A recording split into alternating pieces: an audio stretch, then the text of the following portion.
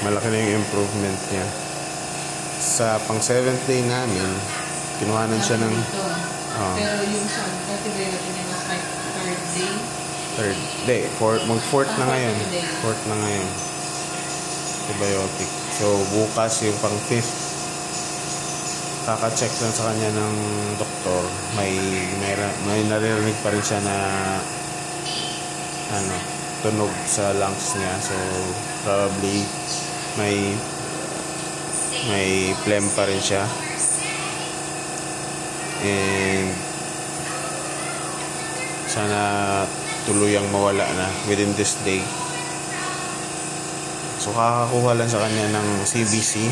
So it's just hindi namin in-expect kasi hindi sinabi ni Doc.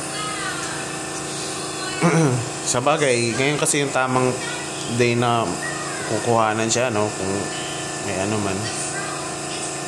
Pero may nakita siya sa unang CBC.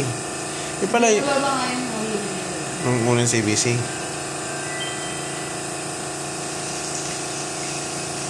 Bakit pala yung naging... Kasi yung dugo sa bakit hindi masyadong receptive sa gamot.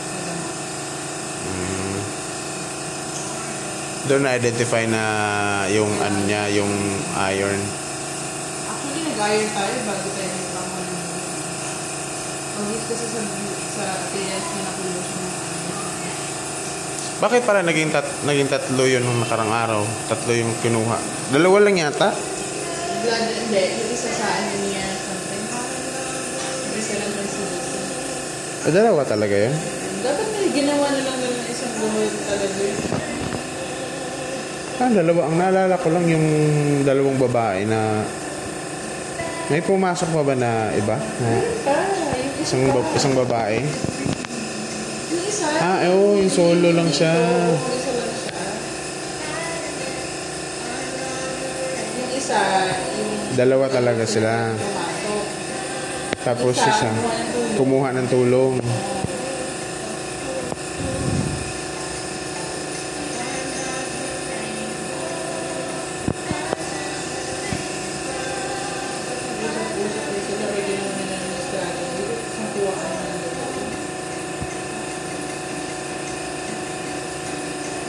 Kahit ako, parang wala na.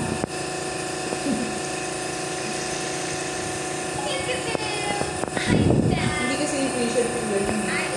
Dalawang beses yung dugo lang.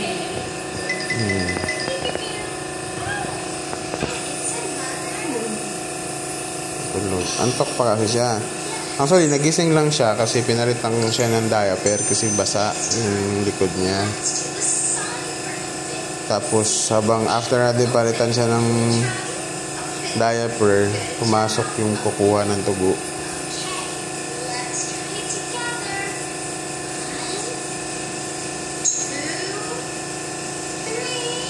Yung itsura niya kanina habang kausap natin si Kuya, mga ganun-ganun talaga siya eh.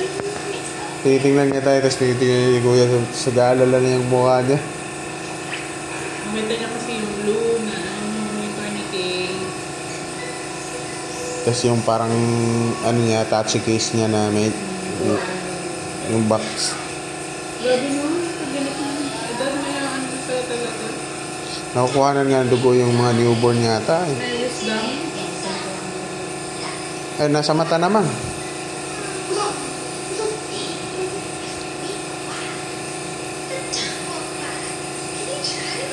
Patikan niya daw sa ano. Yung malaking tulong sa kanya yung